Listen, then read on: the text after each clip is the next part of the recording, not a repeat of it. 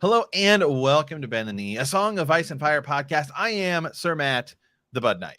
And I am Ser Ezra, the Watchful. And friends, we are back with some massive, I think, like some of the biggest news we've heard all summer long concerning Winds of Winter. We've got House of the Dragon to talk about. So many things. 1 week out. What's going on, Matt? Oh, man, it is insane. Just when I thought, I'm over here and my eyes are on House of the Dragon, George comes in and he's literally says one line about Winds of Winter on his most recent news update. And it changes everything. It totally just shows us everything that with Winds what we've been saying, where it feels like he's getting closer and closer and closer. And now I've gone back and I was doing some research because he dropped this the 12th. So this was Friday. Right. I think. Friday. Trying to do the math in my head. I don't know. The only math that's in my mind right now is we are 1 week from House of the Dragon. I know. So that's my primary focus. But so we're going to be talking about that today, and we're doing a live hangout on YouTube for those of you guys listening on the podcast. So we'll see what I end up keeping in for the podcast portion of this, and then what ultimately the whole deal is on YouTube, and we're live, and you can check us out when we do go live. By the way. We go live on Facebook, Twitter, and YouTube all at once. So if you follow us on any of those locations, you can hang out with us live. So let's dive in because we're going to be doing House of the Dragon predictions. We're going to be talking about what our streaming schedule is going to be because we're going to be doing, a big, huge event of all that stuff too. For those of you guys who followed us over on Heroes of the Horn, it's going to be sort of similar, which is when Wheel of Time launched. I also have a Wheel of Time podcast. So what we will be doing is we'll go live on YouTube and everywhere about half an hour before House of the Dragon begins, which for me will be 5:30 Pacific time, and then I guess 9 Eastern. Yep. So 8:30, and we will do a live watch along. Now, obviously, you can't share it on the screen, but we can sort of have it up and have it on, and we will be hanging out, and it's going to be so much fun. So we'll all be watching it live at the same time, and we'll be commenting. What do we think? Oh my God, this is awesome. And then we will be afterwards doing a breakdown. Shout out, by the way. Here we go. Boom. Already got a super chat from a good buddy, Sir Jimmy, aka the Fantasy Network, and he's going to be doing it with us. So we're going to be... The hype's real, baby. The hype is real. House of the Dragon is coming. I am so freaking pumped. All the reviews and everything say that House of the Dragon is going to be amazing. Everyone is saying, all the reviews and everything are saying episode 1, they came for it. And it's everyone's saying it's huge. All the trailers and tiny little TV spots we've been seeing, to me, all seem awesome. So I am so pumped for it. But before we get into House of the Dragon, there's a little bit of Winds of Winter news, which we got to hit first because this is huge. Huge. Yeah, it's I mean, I couldn't believe it. So you sent me, and Matt always sends me I took a little screenshot of it, sent it to me, and I know it's the not a blog thing or whatever, and it's just one line, and which we'll get to in a second. Here we go. Blew my mind. So here we go. So let's take a look at George's not a blog, which is where he updates everything. So he's talking about a lot of different stuff, which he always does. He did get COVID, and so he actually had to miss the premiere. So he sort of apologizes there for this.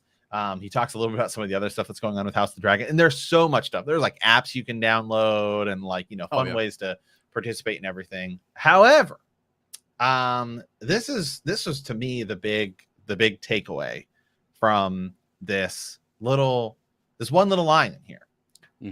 He's talking about everything that's going on, right? He says he's watching The Sandman, which I've heard is really good. And he says, after that, he says, I hope to wrap up the storyline for one of the viewpoint characters of Winds of Winter this week, maybe even 2, which is absolutely massive when it comes to Winds of Winter. Because I went back. That's the first time he's ever specifically said that he is finished with a character. He's alluded to it several times, but he's never actually said, I am finished with a character, or I will be finished soon with a character. He often talks about his writing style, which is what we did in his last update, where he talks about being a gardener and things just sort of go, right? Yeah. Things just sort of go in a direction and it sprouts off this way and it sprouts off this way.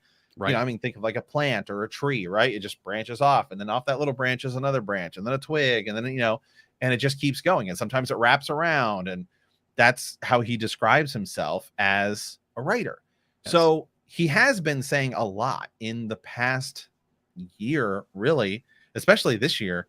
He's said things about, he's talked about the ends of wins, right? He's talked about, I've made strides, I've made all of these things, but a lot of the language he's been using has been around the end of Winds of Winter. Yeah, around the end, and so that's huge because we broke this down with Jimmy, and we've talked about this for weeks upon end here. How far along is he? And the idea that he probably has, like, years ago, I mean years and years and years ago, he took whatever didn't go into dance, got pushed back. He had more than a quarter of the book finished already, and then he had, well, in those first couple of years when the show was taken off in seasons 1, 2, and 3, he had more than half. He released a bunch of chapters. I mean, he had a lot of confidence, sort of, you know, moving along. And then at some point, he gets depressed, like he's getting outpaced or whatever it was. But he has, I think, has always had a solid half of this done. And it's really you know, Matt has mentioned this a lot. This book, being the second to last book, maybe, is going to be, it's difficult to finish. So the ending of this book also would be very difficult to finish, right? This is where you kind of set everybody up for a last sort of jumping point. You know what I mean? So, you know, I won't be surprised also if the series gets extended and there's even another book to come, or he splits it into, you know, Winds of Winter Volume 1, Volume 2. I wouldn't even care at this point. I would just say, okay, give me Volume 1. Let's go. Let's roll with this. But yeah, he's talking towards the end. I think just in recap, Matt, what were some of the other things? Like Cersei was something he was struggling with, right? So it was like over a month ago, probably 6 weeks ago, something like that. He had said that he had finished, and I'll try to pull it up here. He had finished a clutch, which he called it, right, of Cersei chapters, which were giving him trouble. You know, a clutch could be, you know, he specifically used that word, right, which caused everyone to go look. And I think it's as small as 3, but I think maybe the average is like 7 or something like that, right? Yeah. Which is where we were sort of thinking. And then he said, now I'm off with Jaime and Brienne. And if you look at the things he's sort of said when he's been describing characters, anytime he's ever said, oh, I'm off with this person, because he said, I'm off in Essos with Arya, or I'm with Sam, or I'm with whoever. Well, it seems to change, which would indicate, hey, I've done this. He's also said, I finished a few chapters this week. But then he sometimes will say, well, but then there's rewrites and I go back and change it. For sure. So the fact that he's saying right here is, I'm hope to wrap up the storyline for one of the viewpoint characters of Winds of Winter this week, maybe even 2, is pretty big. I mean, that's significant, because even if it's the only 2 characters that he's finished, right? It could be like Melisandre, who may have 2 chapters. The fact that he's saying, hey, I'm finished, which again, remember, for the past several years, it's been, woe is me. You know, I said I was going to get it done and I didn't. Now it feels like a freight train where he's just like, yep, did this. Yep, did this. Yep, did this, which is all we've wanted. Yeah. And he's even said, and I think this is the best way for him to display this information, because he has said, you know, if I say, hey, I finished I'm done writing Arya, well, then fans can kind of speculate on who that might be. So I'm totally fine with him not saying who it is that he has finished here. Yes. But if you go back and you look and you think, well, he last time said he was with Jaime and Brienne, and he finished a bunch of Cersei chapters, well, then that could lead me to believe that he's finished Cersei and he's finished Jaime and Brienne. Yeah, for sure. And this is so Derry brings this up. This is an interesting point. Like, if he's saying that he's going to be done with something by the end of this week, that sort of locks in a storyline. And so once you have something sort of locked in, it really helps you say, okay, everything else also has to kind of get to that. And so which point of view do you lock in first, and how does that affect the story? I mean, it's a really complex, I can imagine, process to go through and think, yeah, once this character's locked in and you got through those clutch of Cersei chapters, well, now I know where she's going, which affects everyone else. I mean, all these characters are interconnected in some way. So that's a huge deal. And I feel like it just feels so good to have that, because from there it's almost like this pillar in Winds of Winter that he can say this is done. And then also, by the way, this is done. And then they start to stack very quickly. And someone said, this might have been in our group chat, which we always love to kind of bring up, Sir Matthew and those guys, and Sir Ryan and Sir Jimmy.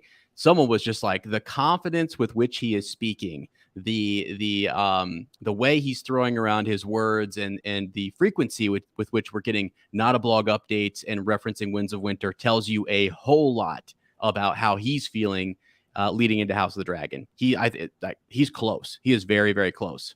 So, yeah, I mean, it definitely feels like it, because did you just look at the language that he's using, where he's saying, I mean, everything he's saying relates around the end of Winds, which for the past couple of years, you go back to say 2020 or even 2019, when he said, if you know, things like, if I don't finish, you can lock me in a room, right? And then woe is me, and I feel bad, and I said I was going to finish it. Well, now it's not only I'm making good progress, which if you go back to 2020, when he had, that was sort of when COVID hit, and he said, I'm locked away, writing away. And that was sort of his first big post, which was like, he kind of laid out a lot of the progress he has made, and kind of where the state of Winds of Winter. And every time since then, it's been, I finished a chapter, I've done this. It's all been geared towards what feels like the end of the book, as opposed to I've still got a long way to go. So regardless of whether he's actually, and he also said, and to be careful, we did have a comment in the chat here, which I just said, he said he hopes to finish. So these chapters aren't necessarily finished.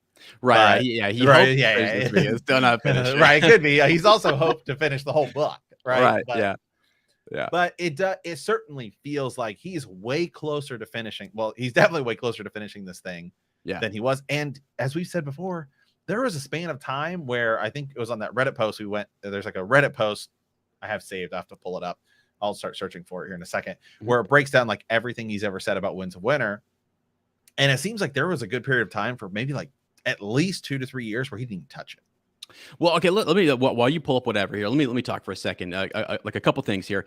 George, in terms of writing and just like what you want to do, I mean, I'm not a writer, but whatever it is, whatever your task is, being a teacher, I was thinking about this going into the new school year, you want to develop good habits.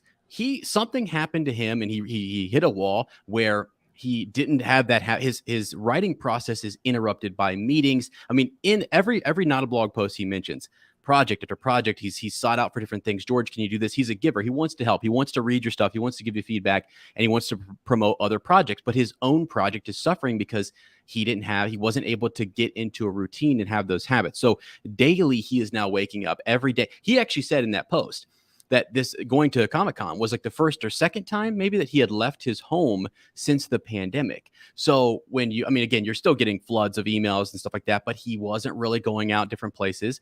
And every day you have that routine. You get up, you do a little bit, and inch by inch, right? Life's a cinch, but yard by yard, life's too hard, as Matt's dad will say. But it's just kind of funny, he got in that routine and that habit, and you can see it paying off big time now. So he's back. So I have been, ever since I think it was the beginning of this year, and even going back to last year a little bit. Well, it was with the big Winds of Winter update, as Matt alluded to, where he gave you kind of a state of Winds of Winter. I thought, yeah, it's coming in the next couple of years, because I'd always believed in George, and I always said, give him time, let him finish, let him write his story.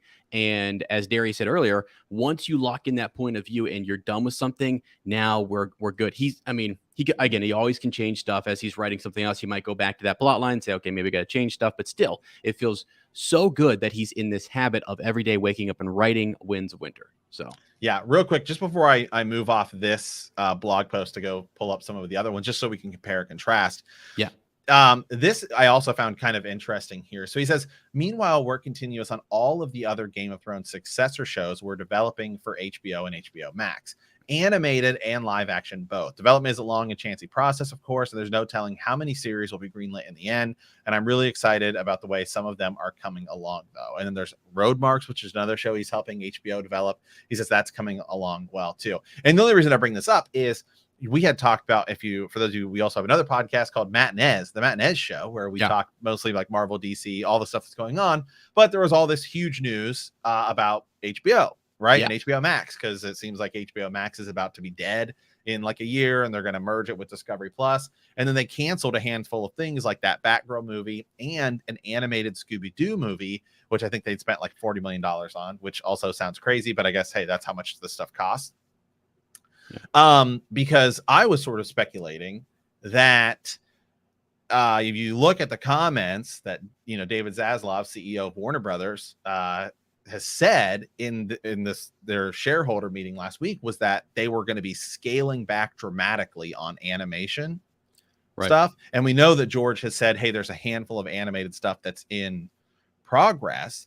And so I guess I'm just sort of, I was actually interested to see George come out and say that the animated and live action both are still being developed. Because I kind of feel like felt like that Ice Dragon animated project we just talked about, I kind of felt like that was going to be axed, because I mean, if they canceled, you know, they already, well, to be fair, it's the way tax works. You can actually cancel something and then like it doesn't hit you on the tax, which is why they did that Scooby-Doo movie. But they did specifically say, hey, we're going to scale back animation. And we know there's potentially some animated, like a ET show or something that they have planned. And George, at least here, who is an industry insider, to be fair, I mean, he works for HBO, has said it's still going along. Yeah. So for me too, like you were talking, and we did this in our Matt and Ez episode, Matt brought up the fact that, okay, if this is all changing and you're going to launch into something else, you're going to launch into a new type of platform or whatever, Warner Brothers Plus, I don't know what they're going to call the new thing, but you would say, okay, what's our strongest thing? What's some of our strongest stuff that we have to bring people to a new thing? It's what we said in that episode Mandalorian did for Disney Plus. Okay, you have to watch this on Disney Plus. And if you're a Star Wars fan, everyone was going to lock it in, and it was game changing. So same thing, whether it's the Snow Show or season 2 of House of the Dragon or any of this animated stuff, you got to go somewhere particular, which is going to lead and direct everyone. So George in his material, in his world, the world that he literally created is everything for HBO and HBO Max right now. That is huge. So I kind of feel like he's got a lot of confidence right now. He's walking around just with a new swagger. I mean, it's sort of like, let's go. So I would say so too. And I would say because you're just looking at everything that's going on, like with Warner Brothers right now, it seems like I listen to a lot of, like, because the stock is where, you know, I look, and I love to see all the insider news about it and everything, mostly for more so DC, because that's like the bigger thing they're working on. But HBO is a huge pillar of it. But they extended Casey Bloss is his name, I think, his contract, and they said we're going to be spending a lot more money on HBO in the upcoming years. So it seems like that side of the company, they're like, you guys can do whatever you want, which is great. Smart for which is great for Westeros, I think, which is what seems like that's what they're beginning to call it, is like just Westeros is the content, or Game of Thrones, because it seems like they have free reign to do whatever they want. And they've said we're going to be spending a lot more money on HBO. Now, that's not just Game of Thrones, that's everything HBO does, like Euphoria and Succession and Westworld and all these other things. But it seems like of all of the parts, they've got free reign to do whatever they want. So if George is saying that stuff is moving along, I would say, just looking at the business side of what the news we've been seeing and what George is seeing, there actually probably is a lot of Westeros content in development. Yeah, for sure. I mean, look at, like, for example, just to keep people on the app or the service, or keep using it, you know, if you're dropping more animated stuff that doesn't take as long to produce or whatever, and it's filler stuff, doesn't have the same level. But look at what like Star Wars does. I'll give them some credit here. They don't just do animated stuff that doesn't matter. Like, they actually very much make sure that it kind of matters, and people then tune in. Even adults are sort of like, okay, that kind of matters. Like, that's a cool character that you're going to bring into, because it used to be a joke. I mean, at some point people were sort of like, they're never going to bring that animated character onto live action or whatever. And that's not what they're doing anymore. They found that people really enjoy all this interconnected content, and they want the lore. They want that's what fantasy is all about, all the side quests and all knowing everything that happens, and the mysteries and just how it all works. So yeah, it's huge to keep people on the app. It's one of your most, like, awarded shows. It has big name. There's just no reason not to push forward with a big Westeros verse or something. Right. And one of the other things they said that's going to be happening is they actually have a three-tiered three-pillared pillar strategy for this, whatever this new app is going to be. I hope they just call it like Warner Brothers Plus or something, because their ultimate, one of the reasons is that they want to say change HBO. And actually we have two people in the chat right here. Daryl, Dairies. Oh, it's just the way it looks on my thing. It's Dairy. And Jordan, who are both live outside of the United States, and outside of the US, I have it like HBO Max. They don't get like HBO Max. Yeah, it's like it's whatever. And so that was one of the advantages of with Discovery is as everywhere. However, they said that, and they said it's launching next summer, which also leads me to believe that we might be getting some Game of Thrones thing coming out next summer. I would not be surprised. It's not going to be House of the Dragon season 2. I know that's for sure, because they haven't even started filming or any of that stuff. Yeah. So they said that they're going to be a 3-pillar thing, and it's going to be the first version. So you have like your high end one, which is going to be some version of what we have with HBO Max merged with Discovery Plus. Sure. And that's going to be your premium, no ads. It's probably gonna be like $20 a month, which seems like a lot, but I guess you are getting a lot of content. Then there's like a middle one, which is kind of like what Disney's doing, where it's like there'll be ads, like commercials or whatever. And then there's going to be a free version with ads. Now, if you make it free to where you can like watch, but you have to watch it with commercials, Game of Thrones, and then the show has the opportunity to be that much bigger, because that many more people will now have access to it. 100%. I mean, literally, so many people will go because they've heard about it. You can go watch it for free, and they're going to tune in and watch that. Then they get to watch House, and also it's good for the company. They're getting that ad revenue, and they're getting a huge watch base, and so it's kind of smart. Didn't Disney Plus just come out and say they were going to do something like that too? Yep. Yeah, they're launching a new. Yeah, and their prices are going up or something. But I knew. Well, Disney will always raise prices. Yeah. I saw a statistic. There's like a graph that shows that nothing has increased like percentage wise more than Disney like world/land prices in the last like 50 years. Not even like crazy. Milk, gasoline, nothing. Hey, you want that magical experience, buddy. Yeah, right.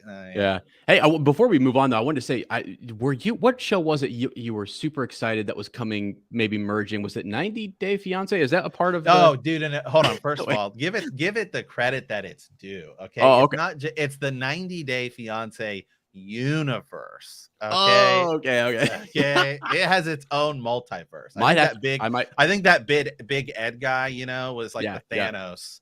Of the universe there, right? My God, yeah. So Matt's excited for that, so am I. Just kidding, but yeah, it's cool. It's cool to see. What I really think there is going to be. I don't know what show it would be, whether it's an animated show. You think they'd go with a heavy hitting live action show to bring that new app, some viewers and move people over. Right. I would say Jon Snow, but who knows? We don't. If that we just found out about Jon Snow a couple months ago. So yeah, I mean, one of the things when they announced HBO Max in the first place was House of the Dragon. They were kind of like it, even though it wasn't coming out.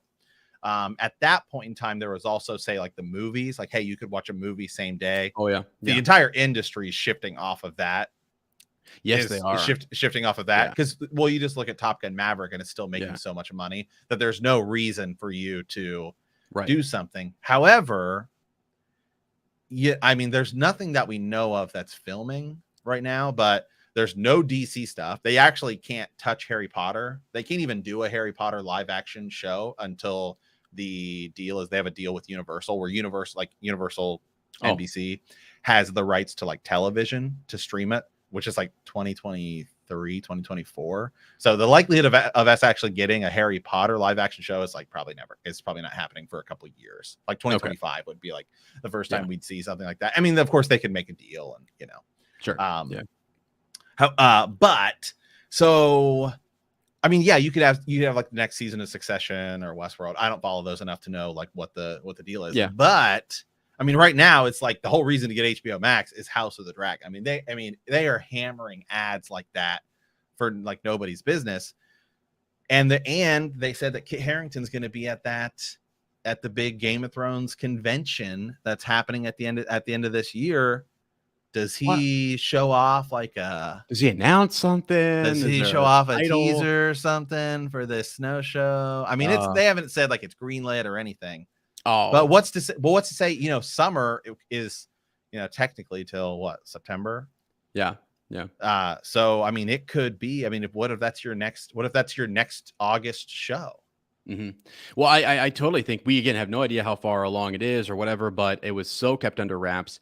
And yeah, I think like you said, even if it's just a little tiny like here's some font with the show title, and then that's coming whenever, you could say 2023, 2024, whatever, and then people know, okay, that's something that is like happening. And if you get the news out there that it's greenlit or who knows, whatever, that just takes people, like you said, to the new app. You don't even have to really give us something right before or as soon as it comes out. I mean, that would be ideal. That would be great. And you don't want to move forward with, you know, in haste just to sort of do that. You want a really good show, which I'm sure George is talking about. Again, with season 8, like there's a lot of stigma sort of around that. So we want to make sure that the sequel show is great. But I'm telling you right now, everyone's going to be locked in for a sequel and doing, you know, prequels, sequels, additional stuff, ancient lore, all that stuff is going to bring people onto whatever their platform is. And people will even wait. Like you said, if they launch it with something smaller and they need to wait a little bit for Snow, but Snow is coming, they can wait a few months for people to really, you know, shift over, and actually they're going to move everything over there that's already great. Like House of the Dragon, Game of Thrones, all that stuff. So, but yeah, that would be really freaking cool if he showed up and did just anything, just a clip of him wearing, you know, like his costume and back out there day one on a set or something. Just, you know, who knows? I'd lose my freaking mind.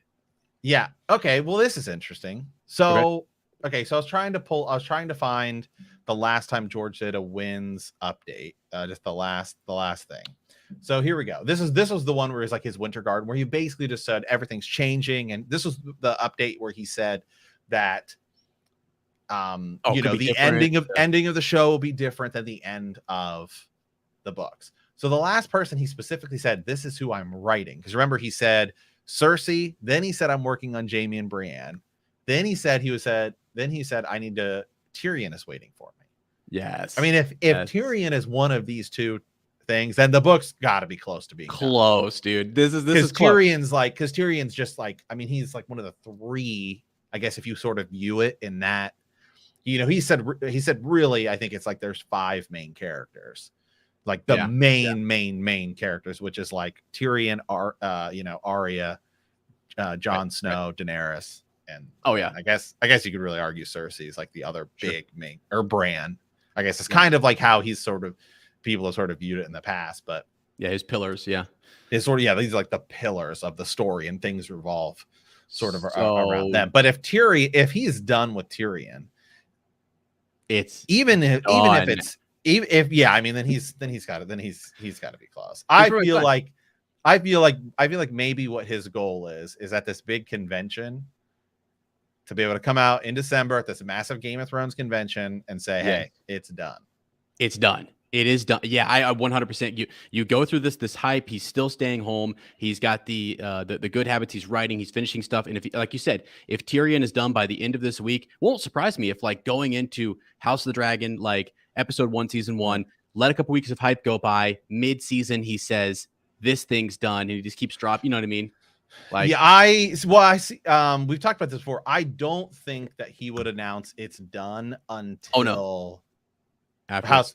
Yeah. Well, 1, after House of the Dragon, and then 2, I even if he's finished, like even if that is his last thing, I don't think he would announce if it's finished today.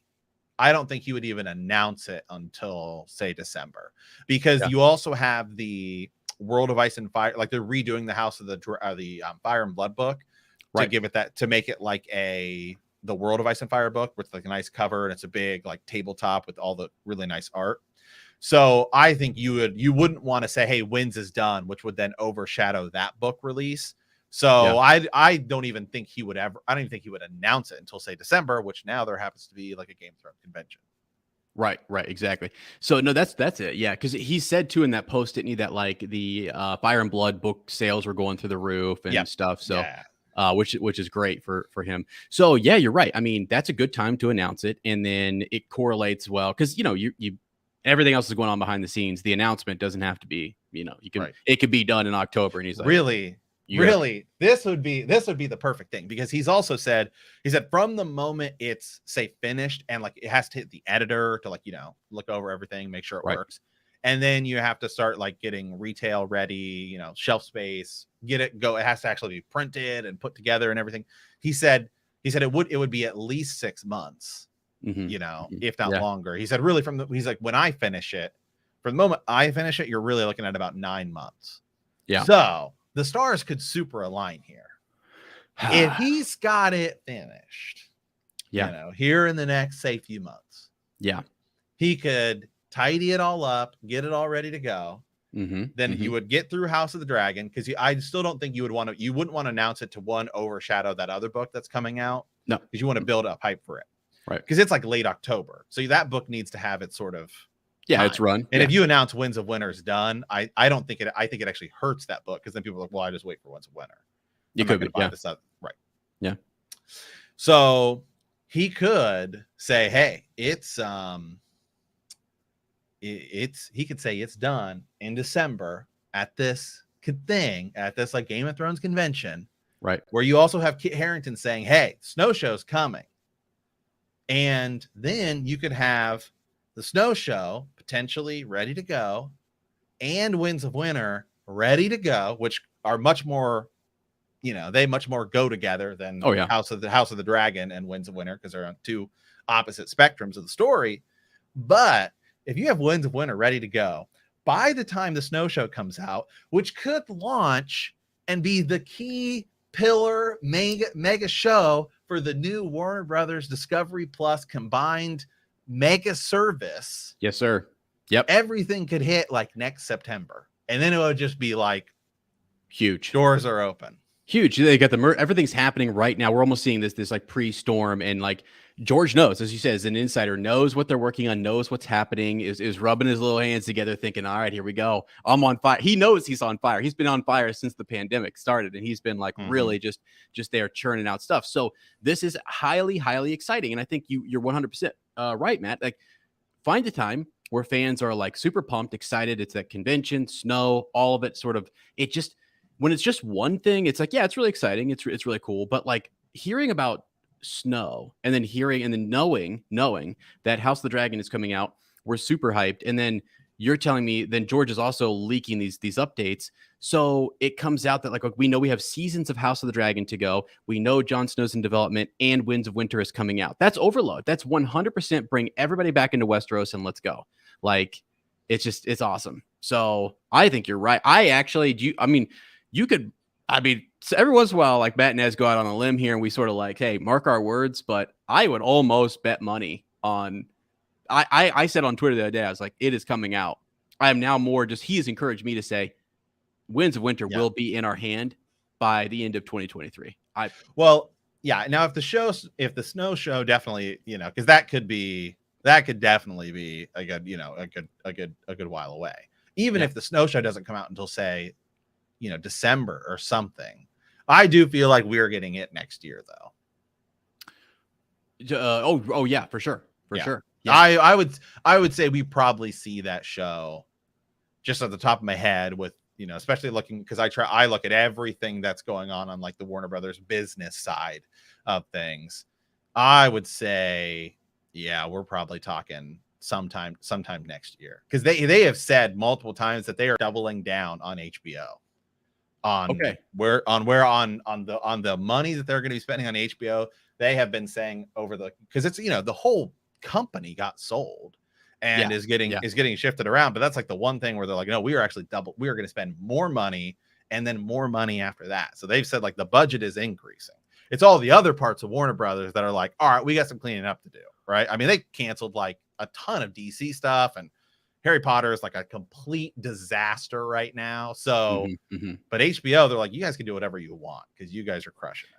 Yeah, because they're killing it. I mean, I think I'm excited to see next week sort of what the numbers will be like and what the reviews coming out, because I think the show is going to win. You know, again, once you get normally deeper into the seasons, you'll win some more, you know, season 2, season 3, whatever awards. But it looks fantastic. It looks stunning. Costuming is great. So it's on fire. Literally, Fire and Blood. It is Right. 100% on fire.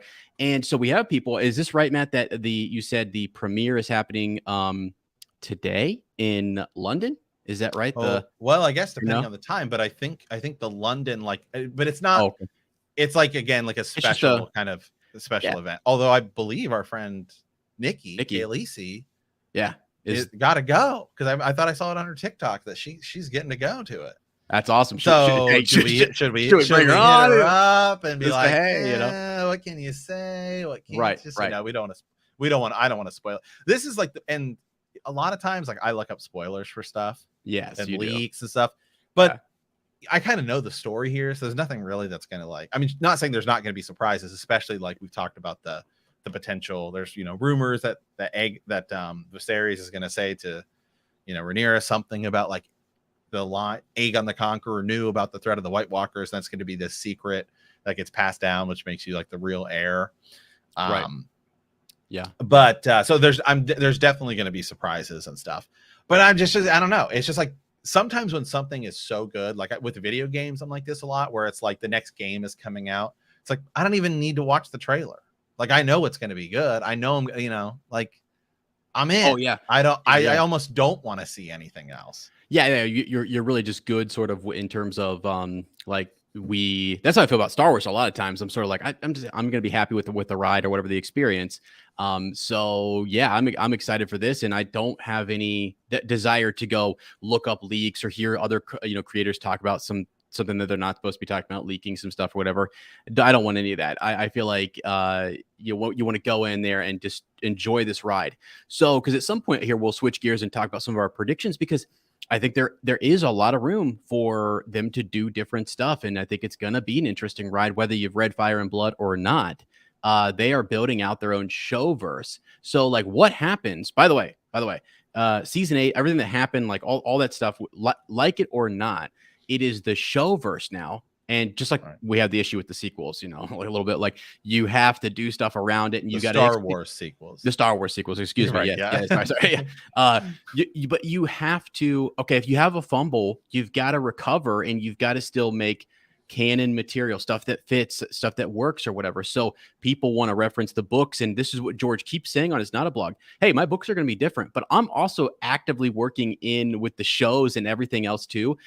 And for a man who's always wanted to be big in TV and was a writer for that, like, Beauty and the Beast show or something back in the day, like, he did a few different things George did early on in his career. He worked on the Twilight Zone. Like, yeah. That's right. Yeah. So he loves this, and I feel like he's cool with making them totally separate and saying, let's bring creatives on and let's work out a show verse, some backstory, some lore and stuff, as long as we kind of hide some of those spoilers that might be in the histories that might, land for his final book. Which he now has plenty of time to write, because they're, again, going backwards and saying we're going to do prequel shows and stuff like that. So there's just plenty here, I guess, because as I was looking at predictions, and people are kind of talking about what we might see that changes A Song of Ice and Fire or whatever, and he's just sort of flat out saying that is different. Like, some of the changes that are going to be in this are good, and they're good for TV, and they're good for show, and they're good for the show verse. So it's just kind of It's fun. I think it's fun. It's the same thing we do in Star Wars, which is you have Legends and you have the EU series, and you're like, okay, are they going to pull from that? You want to pull some of those storylines because they're good, and it was, fans liked it, but they're going to do that over here in Westeros. So, yeah. So it's great. Oh well, boy, we've got to. It's great. Yeah. Follow up Friday. Yeah, baby. Coming back. Yeah. Yes. Right. It definitely will be. Here's kind of the crazy thing is, like, Ez and I's schedules are about to get, like, flipped all around. Yeah. So, like, I was actually hoping, right, because when we were planning this originally, that House of the Dragon was going to be like in April and May, because that's when, like, Game of Thrones released, right? So what's going to be so we can talk about that just for a little bit. So, like, the answer is yes. Follow Up Friday is coming back. Now, I don't know what time it's going to be, because right now I just started a new job. Ez is going back to school, and, like, my schedule's like kind of later, unfortunately, but and so then Ez and I do have this 3-hour time difference. Right. So that really kind of hampers things a lot sometimes. So probably not, like, maybe next week. We can maybe do that Saturday or something. Sure. And then the following week, Ez is flying out that Friday because I'm getting married. All right. Because I thought House of the Dragon was coming out in April, right? I know. I tried to schedule my wedding around it. Right? Yeah. Around it. And unfortunately, I'm getting married. So the third episode is on a Sunday. Right. I think I'm sneaking out during the reception to watch it. I'm bringing the hand recorder and everything just to kind of like, Matt, your thoughts. Here we go. We're gonna have Jimmy there and stuff. That's gonna be wild. It's gonna be fun time. So that one might just be like that one might not be a full podcast until the next day. Yeah. Matt, you're gonna have to put that on hold. Yeah, my wedding. Yeah, you're right. Yeah. Do you take? Well, I'm kind of busy right now. Okay, I'm watching Game of Thrones, House of the Dragon. Yeah. What am I supposed to do? Yeah. You're that's gonna be what time again? It's like what better? I know. Exactly. That's okay. That's okay. It starts. So our party starts at like 5. It comes on at 6. So probably about the time we're like cutting cake. That's okay. Suddenly my stomach might get real sick or something. Oh yeah, Matt ate something bad. He's got to go to the bathroom. I'll be back, guys. We're all in there huddled around the phone. Right. Oh my gosh, dude. That's gonna be so much fun. That reminds me, actually, when season 8 came out, I was at a Star Wars convention, episode 1, and I was like in some back hallway. The janitor walks by and says, "Hey, you okay, bud?" And I'm like, "Yeah, I'm just like recording episode 1 of season 8, and like we got like 800,000. Like it was crazy." Where were you for that? You were in Chicago. Chicago Star Wars celebration, and the thing about you found like some tiny little room in this convention. It's broke into some room. I did into the convention center in Chicago. It was where they had the roster of how like they have a celebrity guest who show up and they have them secluded in this room. Here I am thankful they weren't there. So, but like once they all left for the night, all their stuff was still in there. So they had these roster sheets that showed you like Mark Hamill's like schedule or whatever, where he was going to be throughout the day. I'm like, oh my gosh, I actually took the schedule. I don't know where I have it, but it's somewhere in my Star Wars Celebration box of like memorabilia. But yeah, I remember that night though, I stepped out in the hallway and like I called you and I'm sitting there talking, season 8 or whatever. So it's probably how it's going to be a little bit. We're going to do something. We'll have to figure out for episode 3. Yeah, I know it's crazy. Well, and Rings of Power is coming out. Right. So there's Andor a couple weeks after. And yes, we will be covering Rings of Power. By the way, we will be. I think we're doing something with Sir Jimmy. I think maybe episode 1 on his show. Right. And then just kind of depends on what he wants to do. But Ez and I will be covering it over on our Heroes of the Horn, which is our Wheel of Time podcast. Yeah. Over there. Yeah, which is gonna be great. So that comes out, and I'm guessing. What do you think? I think it's gonna come out because I'm also gonna try to do something with my buddy Lane a little bit just on Thursday nights, and then try to hit Matt up on like Saturday morning or something or Friday night and record our thoughts because you'll probably get home and watch it on Friday or something, and then we can just talk, But yeah, so a lot of stuff. So if you're in, because again, it's a really interesting time where Rings of Power is starting to look really good. House of the Dragon we know is going to be good, and they're going up against each other. And I think it's fun. I think it's fun. Right. So cool that's also going to be kind of a narrative around House of the Dragon, because if it was just like say when Wheel of Time came out last year, there was Wheel of Time and then there was The Witcher. So you have like two things that are very similar or whatever. But they were like after, it's like Wheel of Time finished, I think, and then The Witcher came on. But these are going like head to head. I mean, they release like one releases here, the other one releases like 2 days later. Right. Yeah, I know exactly. It's so cool. So we have this week, and then it's right before. So we'll actually have 2 episodes out, like you said, and then we're gonna have that going into episode 3. Will be that first episode for Rings of Power or whatever. So, which is it'd be fun to kind of cover it and see what people are thinking in the fantasy genre. And actually, what's different between it's that you're taking the best of Game of Thrones. You're still going to have a lot of the political stuff, a lot of this warfare, but there's definitely an uptick in the high fantasy sort of genre a little bit. Like it's a little bit more, not high fantasy, but it's fantasy. It's up there. Whereas Game of Thrones is like, it's just trickled in here and there. So that will be kind of cool because you have those elements. I mean, yeah, there's more dragons in, House of the Dragon than there are in like Lord of the Rings. It's just, I don't know. It's just right. Lord of the Dragons. Well, they're both 2 of the biggest fantasy series, and they're also to the mainstream viewer, they view them as like similar things. For sure. To us who like overanalyze things, we're like, no, actually, one is low fantasy, one is high fantasy, Right, different. right. But to your just mainstream viewer, they're going to view them as like fantasy, as very similar. Right. So yeah, that'll be kind of it'll just be cool to kind of compare the two. And then, you know, George came out, he was somewhere on a podcast and said he's looking forward to watching Rings of Power. Yeah, I mean, you know, I think he's so confident in his own, and he should be, in what they're doing at HBO, that George is doing his own thing. It's cool to be inspired by something and really enjoy that art, that author and everything, but he's gone out and made this award-winning, like he's a part of this show, he's a part of all of their like these awesome book series where we're still theorizing, by the way, about Winds of Winter, and we still have those theories coming out, and we're talking about stuff back in the histories. There's actually still theories, you know, things, mysteries that were unsolved during the time of you know, the Dance of Dragons, House of Fire. So I feel like there's House of Dragons. I feel like there's still a lot more to kind of explore and theorize on. He's a part of all of them. It's just cool to see them kind of both coming out at the same time, and fans getting hyped. I mean, it's never been a better time to be like a nerd, a flat out just like a fantasy nerd, right? You know? So here's a question for you, Ez. Yeah. So right now, there's nothing scheduled about House of the Dragon season 2 other than like we know it's happening, obviously. Yeah.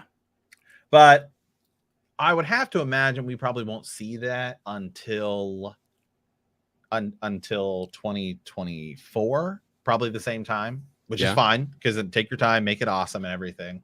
Right. So what do we think is the next thing we will see? Do you think it's just going to be that, or do you think we will see Snow, or perhaps some of these other things, like, you know, they're working on a Corlys Valerian show. So is that going to be going on? I mean, at least you got that guy under contract and in costume and everything. Yeah, for sure. And then because I wonder with his the Corlys stuff, I mean, you have to almost, that's gonna be weird because is it prior to, is it before the Dance with Dragons where he did all of his voyages and venturing and stuff? That is gonna be kind of cool. Yeah. The rumor for the Hodor reaction. Well, you know what? Let's pull that out. Can we not right this second, but I think I probably could. I think we should download it and then re-upload it. Okay. Yeah. Or stick it on Patreon as free. There we go. Get you guys. There we go. Yeah, there we go. Yeah. But I don't know what the thing that's coming out next, I mean, is cool to kind of speculate. I don't know. It just, see, the Jon Snow show is so new in our minds that it's hard for me to kind of say maybe that's the thing that's coming out. But as Matt said, it's been in production, or it's been in the works for as long as everything else, since George has been saying successor shows. He's been saying that for so long because, well, he knew for a fact that there was a sequel show in the works. And that's been going on for a long time. We just happened to find out. It just finally got leaked. And I think he was shocked. Everyone was kind of shocked that it actually stayed under wraps as long as it did.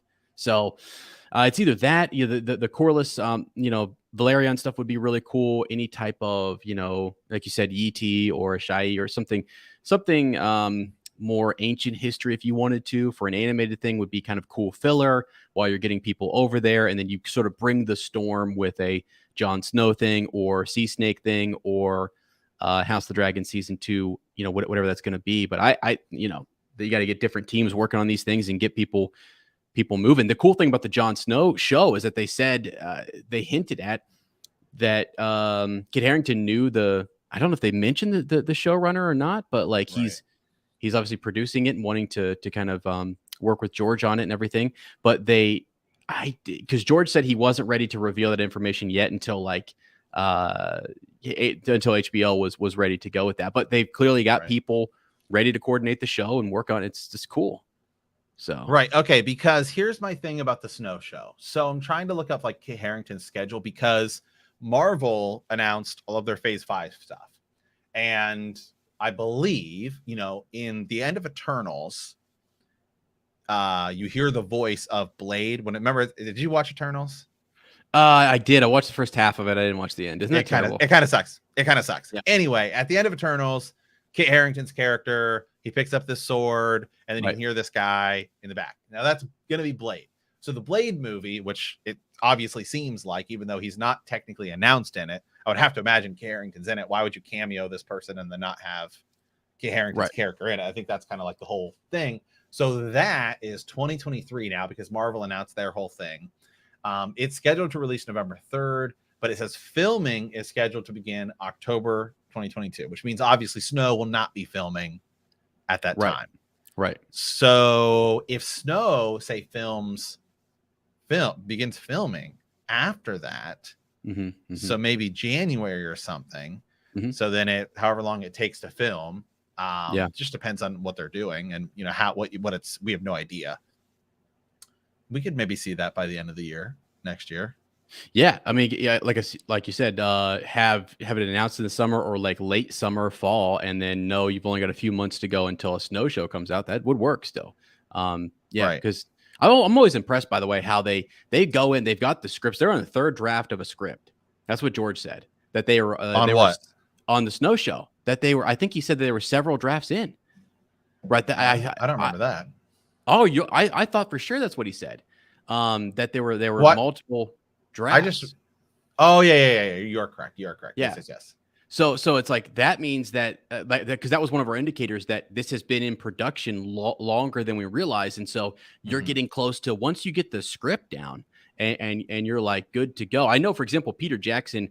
There's this whole rumor that came out that he was going to read the scripts for Rings of Power, and when you look at the timing of when they were going to get that out to him, the timing of like the script getting done and then people going into, okay, once that's ironed out, you're moving directly into. Like you're shooting and they're building their sets. I mean, because you sort of know where characters are going to be, talking to one another, etc. So it just feels like it's further along, and it feels like it really could be. I don't know. Yeah, I mean, so here I got it pulled up. So you just, because now I'm just trying to piece it together, because House of the Dragon, obviously we know we're getting it, and I don't think we'll even see season 2. There's no way I think we would see it next year. But then after that, it might be maybe a yearly thing. Just because, you look like Game of Thrones come out every year, but it does feel like now we're in more of this phase where all the big shows seem to come out like every other year. Right. Yep. Right. I would, like look at Stranger Things, man. It's like, how long was it between season 3 and season 4? It felt like 3 years. Yeah. One of those being COVID. But if you begin to look at some of the language he said, he's talked about, on his Not a Blog, where he was asked about several things. All 4 of these successor shows are still in the script stage. Outlines and treatments have been written and approved. Scripts have been written. Notes have been given. Second and third drafts have been written. You are correct. Yeah, that's where it was at. So far that's the way television works. Please note, nothing has been greenlit yet, and there's no guarantee when or if it will be, or any of these shows. But if you go back here, various rumors are floating around. I am involved, with the Snow show, just as I was with all of these other ones. Kit's team visited me here in Santa Fe and worked with me and my own team of brilliant, talented writers to hammer out the show. That to me sounds like, yes, it's probably done being written. They exactly like when you're on the third draft of that, I don't think, he's not talking. I really do not think he's talking about the third draft of any of those other shows. I think he's like in the mindset of writing about giving you an update on the Snow show. Yeah. Great comment from Jordan here. Disney has their Disney Plus Day. Is there anything like that for HBO, Warner Brothers? Yes. In their most recent earnings call, they said that they were going to have an investor day at the end of the year and showcase a lot of new stuff. I think that's when they're going to announce what the new streaming service will be that comes out next summer. Okay. Yeah. See, and so that I don't know if there's let me look. I'll look for a date on that. Yeah. I don't think they've announced what day it would be, but it probably would go align with their next quarter earnings report. So. Okay. Yeah. So you're talking November. It would be sometime in November. Okay. So, I mean, again, we were talking about the convention and all these different things, and, if they drop a few tidbits in there about some of the shows, and then the big announcement comes at your convention or your earnings report, whichever, they're kind of back-to-back months there. And you announce the Snow show, you get it greenlit, and you're off and running. I feel like that's the very next thing that's going to create the most hype. It's where all the money's at. This is, Kit Harington literally took his own team, his own showrunners, went to Santa Fe and said, what do you think? George is like working on, I'm just going to go ahead and call it third script, and they're just doing the final revisions to that. And here we go. We're real close. I mean, that he's talking in past tense, like they've already done third like drafts of the script. So that he's just filling us in on stuff that happened prior to. So I don't know. Yeah. Right. Yeah. Cause he announced all those successor shows during like the COVID year. And then we did the math on one live stream where we're like, hold on, let's take a look at this. Cause remember we said it was like, remember Kit Harington checked into like rehab, and then he wasn't in anything. And then he, you know, it's like we did the math. It was like probably sometime in early 2020, like around the time COVID hit or whatever. Seems like maybe Kit Harington went to George and presented him with this, because the interesting thing was when George had said on his Not a Blog successor shows, which we just always assumed were prequels, right? Because we got a great comment here. Is the Jon Snow show based on book Jon or GOT Jon? I think a little ways, probably both. Because you know, obviously it's going to be mostly TV show, but but the potential for some of the unused storylines, like most specifically, I think Young Griff is the easiest one to do, because you could have this other guy coming over to claiming to be another Targaryen. And, you know, it'll definitely even be different than what it could say be in Winds of Winter. But I mean, I think that's one possible thing. If you want to say, hey, here's something that I wish would have been done, but they didn't go in that route, and you could do that. But I would say like 90%, you know, show Jon, and then probably potentially, you know. But I do want to say that's a really, really good comment, because if you wanted to pull something that's from the book, a storyline, a plot line that's already there, mix it in with the show versus Jon. Well, I mean, Jon essentially is told that he's the heir. Dany's trying to keep it all quiet. There's a struggle between those two. So he now is going beyond the wall, doing his own thing. And if Bran has trouble with a young Griff or someone coming over, again, that's totally different from the books or whatever. But again, it's a plot element from George's current stories, things that we already have, that he could weave in with a Jon Snow character in the showverse. Like, that's an interesting story. A Targaryen who's going to again rally houses like House Darry and people who want to see a Targaryen come back and sit the throne. There'll be people mixed on this, right? You know, Dany was a mad queen or whatever, and she did who God knows what. But you have this other pretender showing up. They may call Jon Snow back and say, all right, now we need to, you know, like if it's going to be a Targaryen situation here, or this war again with the Target, Jon's irrelevant. He's now more relevant than ever if you bring in a young Griff who's claiming to be Rhaegar's son. So that's a big deal. Rhaegar's sons battling it out. So in theory, could be. Right. I mean, that's sort of wild. I feel like that's where George is almost kind of going in the book. And that, again, is sort of a book. So it's a good question, but it's difficult to kind of answer because. Did you see the picture of George? I don't know if he put it on his blog or if it was just on his Instagram or something, where he recently ran into Gwendolyn Christie, who plays. Oh, yes, I did see it. Yes. Brienne of Tarth. And it's kind of like, hey, look who I just ran into. And it's like, you just happen to run into somebody who has said publicly, oh, I would love to come back and reprise my role. Yeah, and is somebody who would be alive during the Jon Snow show. 100%. I mean, you can't make this stuff up. Yeah. I'm just saying. Right. I mean, it had been what's her name? The plays Cersei, Lyanna Headey. Like, we'd be like, okay, cool, she died, like whatever. It's just a run in. But no, it's Gwendolyn Christie. And yeah, openly said she wants to be in the show. You can't make that stuff up. I mean, they're moving forward with the Jon Snow show. There it is. Great. Yes, he's got his hat on. August 10th. I guess she must be in the Sandman show, which is, you know, he's okay. Because I haven't watched it yet, but yeah, I'm just saying, a little coincidence, maybe not. Oh yeah, no. The sequel show is so cool because all of those individuals, there just hasn't been a whole. I haven't seen them in a lot of stuff. I haven't seen them all going out and doing different things. So you've got like all of the Stark siblings, and you've got different people in the small council down at King's Landing.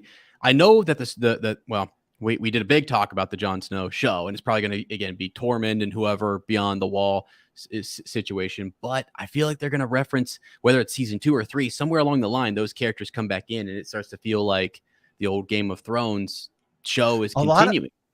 I'm actually kind of surprised that a lot of these people haven't been in more. I mean, they've been okay. We get Gwendolyn Christie. I mean, she's in Star Wars. I mean, Yeah, like, you know, Captain she's Phasma. right, Yeah, she did. right, Yep. and I think she's actually said she would like to come back as that, because again, you're just she's wearing like full suit, Absolutely. so Yeah. you know, you could definitely have her show up and stuff. And actually, just total little Star Wars plug here, the Phasma book, which is like her sort of prequel book, was infinitely better than I thought it was going to be. Like, and I was like, this actually could be kind of interesting. Really good. Yeah. So you could totally, she could totally go do that. But really, you look at a lot of the other people, I kind of figured a lot of these other people after post Game of Thrones would go on to be like huge megastars, and it hasn't happened as much as I thought it would.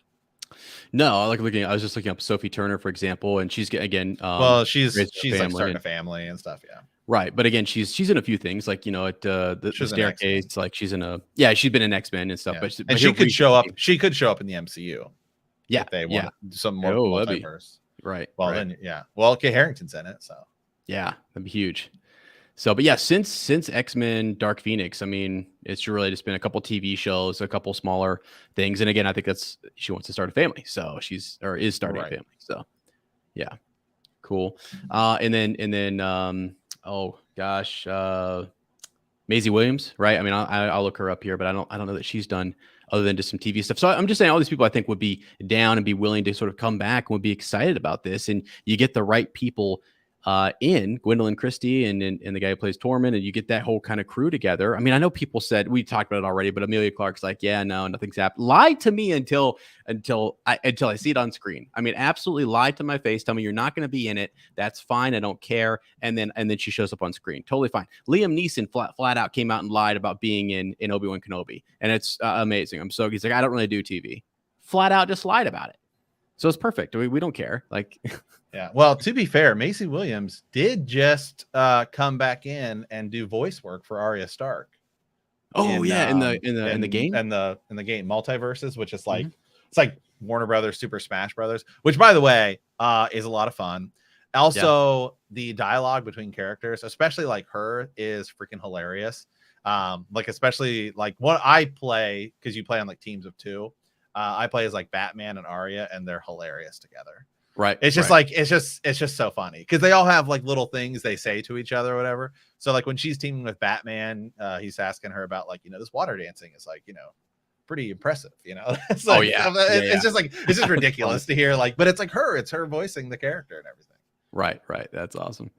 And it does seem like there will be more Game of Thrones characters added to that. I think the Hound and Daenerys are two of the leaked characters for that, but I would not be surprised if we don't start getting some House of the Dragon characters added to it. Yeah, which would be really cool. That would be, I mean, they're building this as they're saying, like you said, with their brand, saying these are characters who are a part of our brand, and we're building out this, you know, this group. So that's great. So you know how we sometimes we'll do our live stream and then we're going to clip out some stuff or whatever for various, you know, stuff. I just want to, if I can, for a second, stir the pot. If that's let's go. Is that okay? All right. So D&D did Jon and Dany dirty in season 8. You know, I love these topics, and I love to just, they did everybody dirty. I never really thought that Dany was out of character at all. Look out. Now look out. So I just wanted to bring this up, and we can maybe do one of those things that we kind of companion video as we go into all of our House of the Dragon stuff. Matt, did they do her dirty? Did they Daenerys dirty? Yes and no. Yes and no. I would. Yes and no. I would say a lot of people feel like Daenerys going mad was out of her character. I actually don't think that. I don't think her going mad is out of character for her. I mean, there's a lot of buildup to show that something like that could happen. Was it what I wanted to happen? No, not at all. Right. No. Yeah. No, I did not like Dany going mad, but was there, say, justification for it? Yeah, definitely. I mean, like Tyrion saying to her, you know, like hey, please do not burn, you know, the Tarleys, right? When she does, you know, she lost another dragon. She's being even more upset by the fact that everyone's loving Jon as opposed to her. She specifically asked Jon not to tell everyone that he's a Targaryen, and he does. I mean, you know, and then she also Cersei kills Missandei. I mean, there was definitely a lot of reason for her to go mad. So I don't disagree that I disagree that it is in saying out of character for her. I think there's a ton of justification for it. It's not what I wanted whatsoever, but I definitely don't think that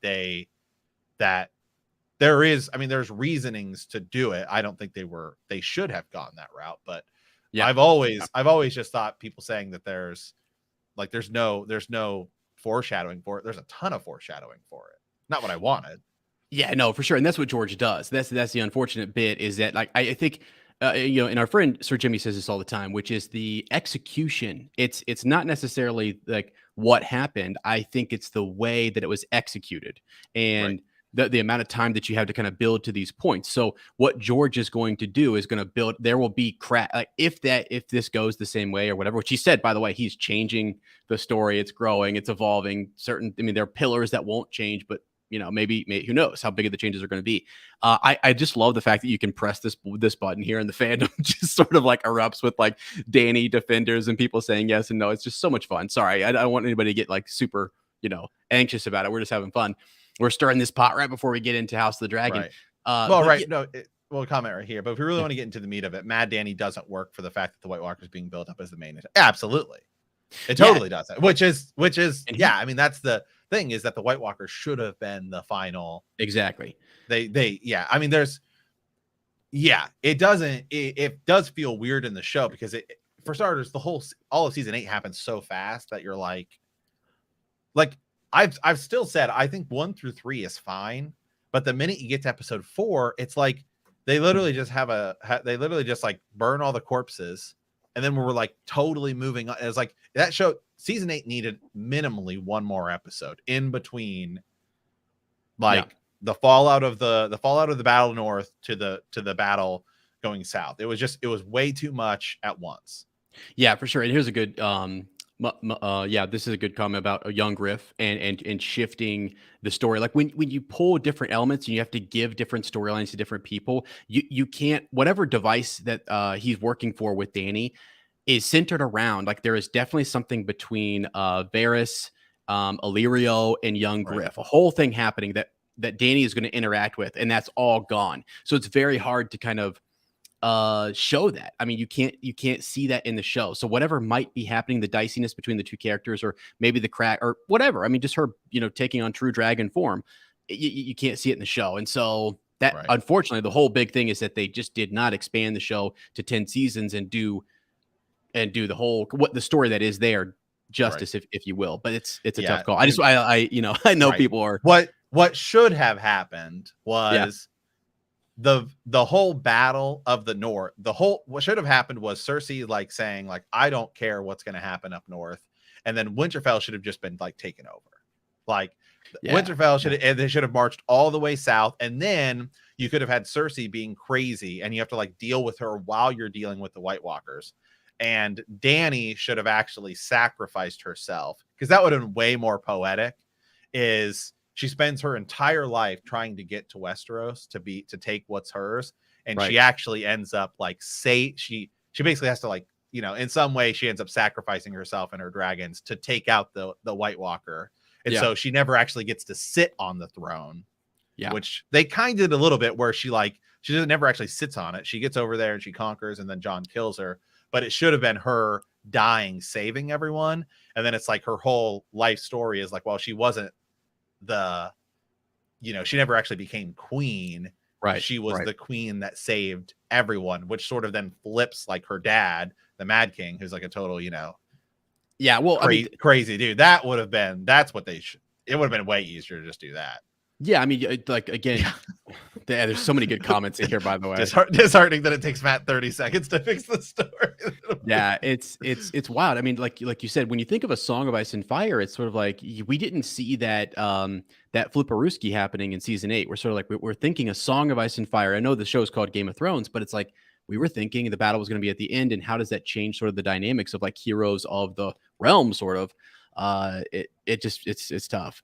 So I actually Right. saw Aiden had a good comment too, just about like, here we go, sort of like the idea would be to give a 6-part series finale of The Long Night, and then given season 7, 10 episodes ending with the battle for the Iron Throne, sort of boom, done. And we're even saying too, but maybe expanding in terms of seasons, like going beyond, Right. doing it the way they did, did it up to Yeah. season 7 and still pushing some stuff Season out. 7 was the real problem, because then it left us in a bad spot in season, and they should have just killed off more people in the Long Night episode, because we were thinking like everyone's gonna die, right?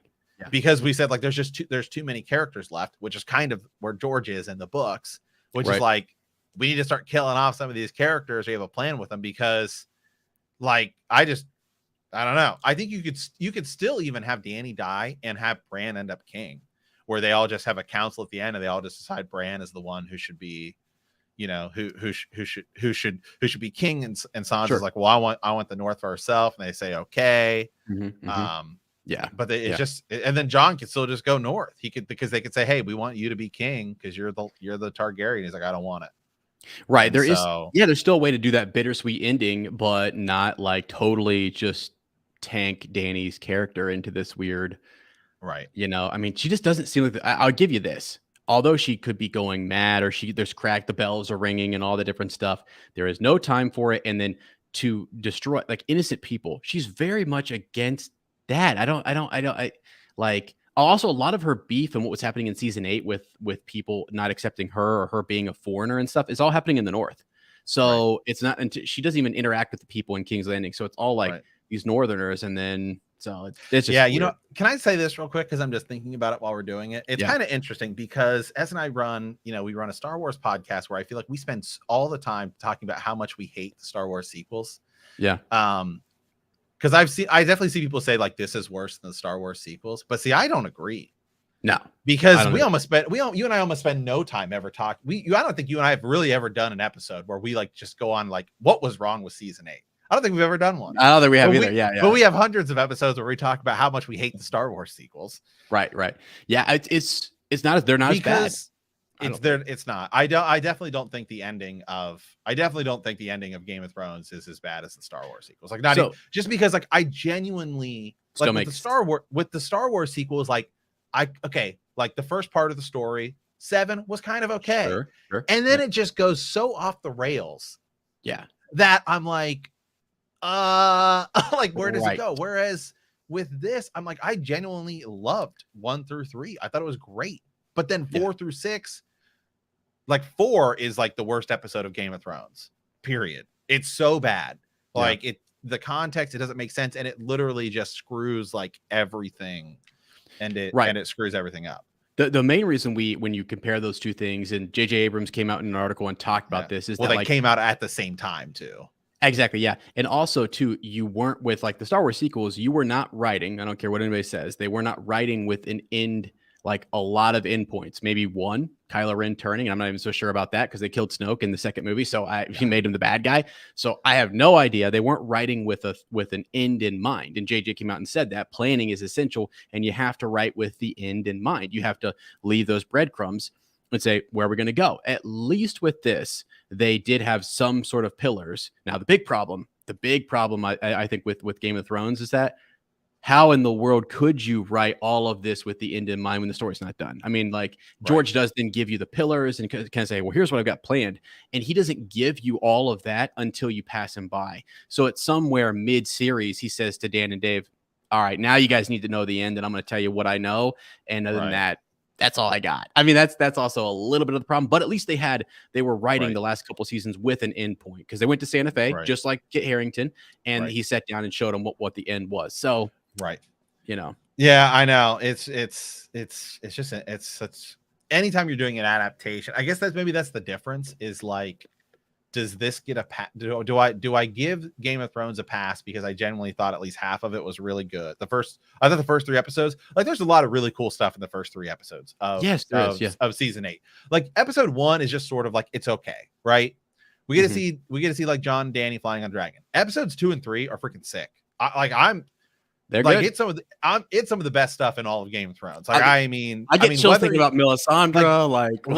I mean, should it have been Jon instead of Arya? Maybe. But yeah. the episode 2 of season 8, in all honesty, when we were going out of there, we're like, it's about to go down. Yes, sir. And then like the singing Jenny Oldstone's song, and like the scene where they're all sitting around and Jamie knights Brienne and everything. Oh, like the God. tension was so like, especially you go back to You Were There, right? And everyone's like, we've been waiting for this moment. Like the tension going into it, we were all like, oh my God, man, like this is gonna be like nuts. And then you get to the I mean, so much of that episode is, I mean, that's like a movie level like experience. Was it? I guess they've also they've just released like you can watch it in 4K on HBO Max now, and they increase the brightness a little bit on the on the episode. But I have watched it kind of both ways, one with like the brightness turned up a little bit and just like regular, and it's just kind of an interesting way to view it both ways. But I mean, like the music in that, like the Night King song and everything, and the tension. I mean, yeah, there's definitely still a few moments that are like kind of weird. Like, okay, hold on, the Night King like breaking a spear in half and then shoving like this wood through like Theon's plate metal. That doesn't make sense. Like, whatever. Okay, okay, like. Right, I get it, but he's still also like a monster, so maybe he's just so freaking strong. I mean, whatever. the Theon moment though is also. So sick. So I sick. mean, like, right. The only thing I really, if I my really only one criticism of that episode, like I'm still fine with Arya being the one to take out the Night King. Yeah, the biggest problem with this is this should have been like the end of the whole thing. Like that's the biggest problem with the whole episode for sure. But is Bran, like, what is Bran doing? That's never explained. Like he's just he's doing his thing, and it's like, what is he even doing? You know, so that's like my one really. That's it. And then they should have just killed more people. Yeah, like, for sure. I think you could have killed like you really, like, for what he does, you don't need Bronn going forward. You don't need, I don't even remember, was he there or not? Don't know. See, I think Clegane Bowl is going to happen earlier in the books. I think Clegane Bowl is happening in Winds of Winter. And so then you wouldn't need to have that later in King's Landing. So I think you could have the Hound die there. There's another easy one. If it does go in a similar direction. Theon's death, so good that I would not change it.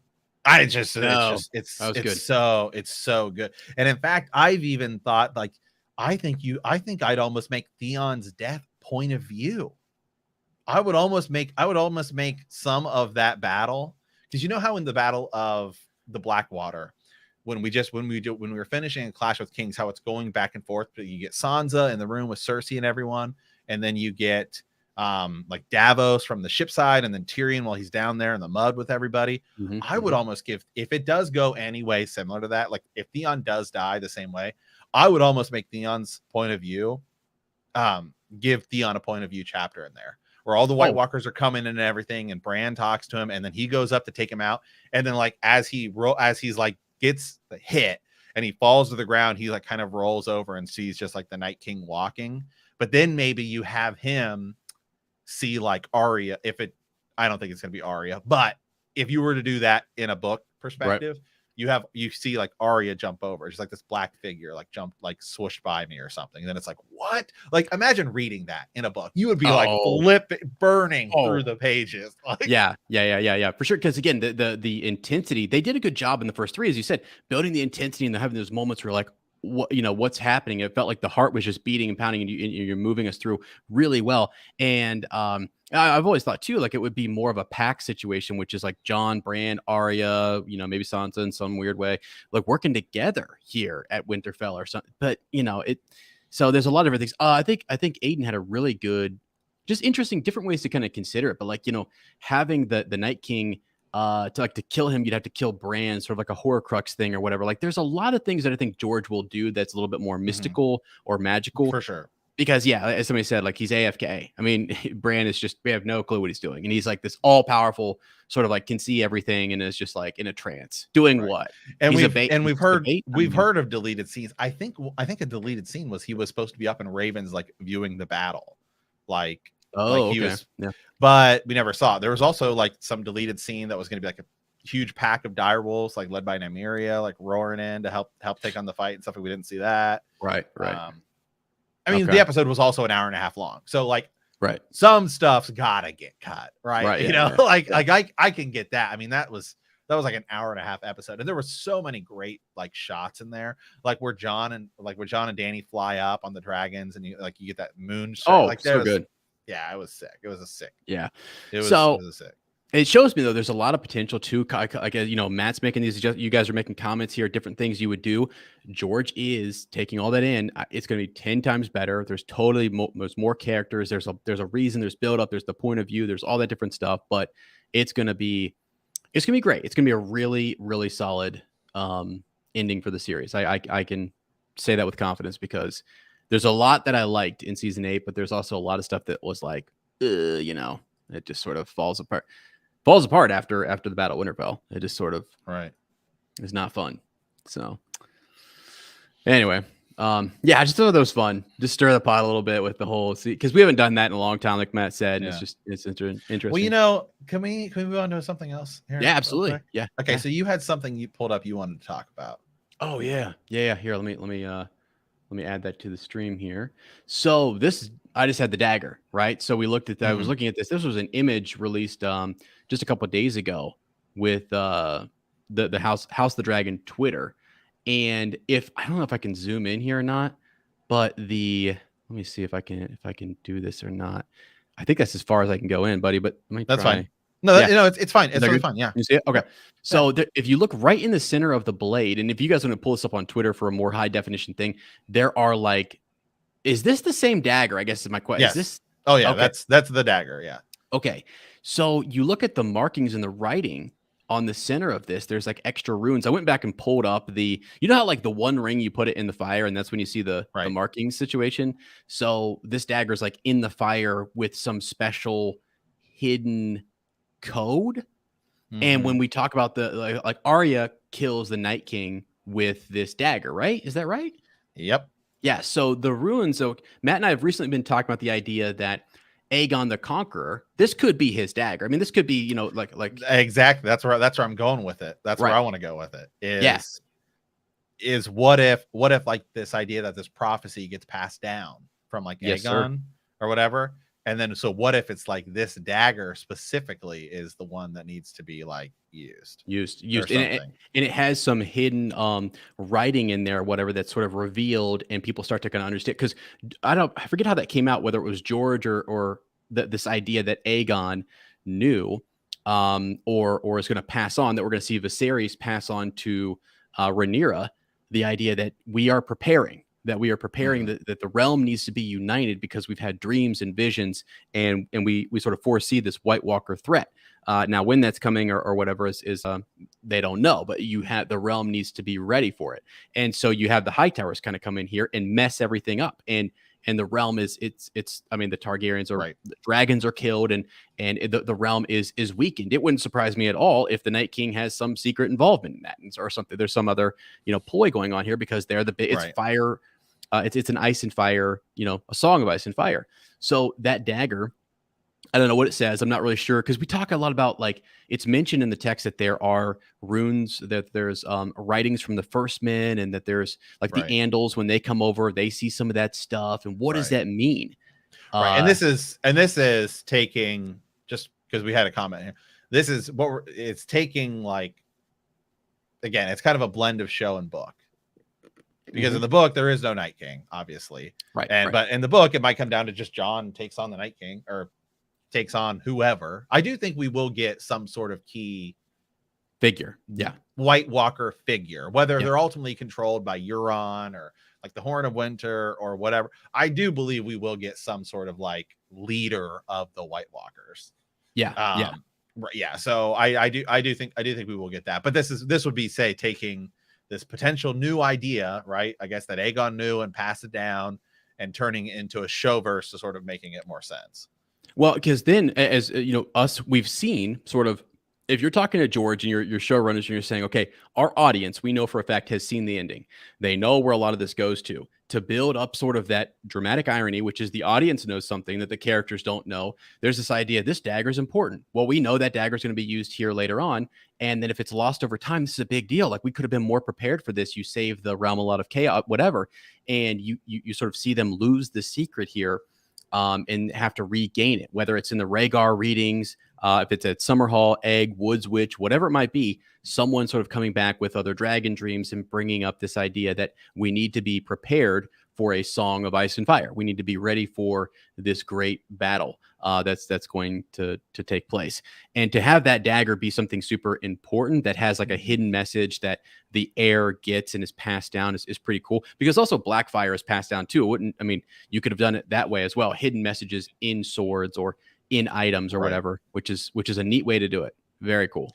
Right. And I think it's still fair to say, man, that some of the stuff, because remember, George wrote a handful of episodes of Game of Thrones. So is there stuff that he, like, what do we say to the God of Death? Not today. Well, yep. That's not in the books, but he wrote the episode of the show and added it in. Kind of cool. Right. Exactly. He wrote the Battle of the Blackwater episode. He wrote the Bear and Maiden Fair, the Lion and the Rose. And we've talked about, you have to go back and look at some of the things that are added into these episodes. I mean, he wrote it. Well, so what's to say that that's not something he thought should have been added, or whatever? 100%. And Matt, how many ideas do you think George had that he said, okay, as a gardener, I've got to trim that off. I can't go down that route for whatever reason. He has a ton of ideas that aren't making it into his books, clearly didn't make it into the show, that now you want to kind of bring this guy on and say, hey, we're trying to make this interconnected.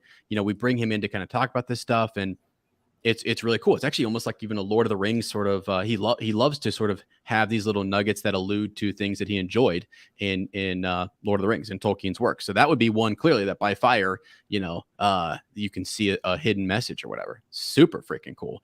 And again, it's the Targaryens, it's fire and blood. And it just, to see it was kind of fascinating. So I don't know if that was, because I went back and looked at the other dagger. We don't really get like real good close-ups on the original dagger, but I don't think it had, it did not have that type of rune work. It still had the feature, right?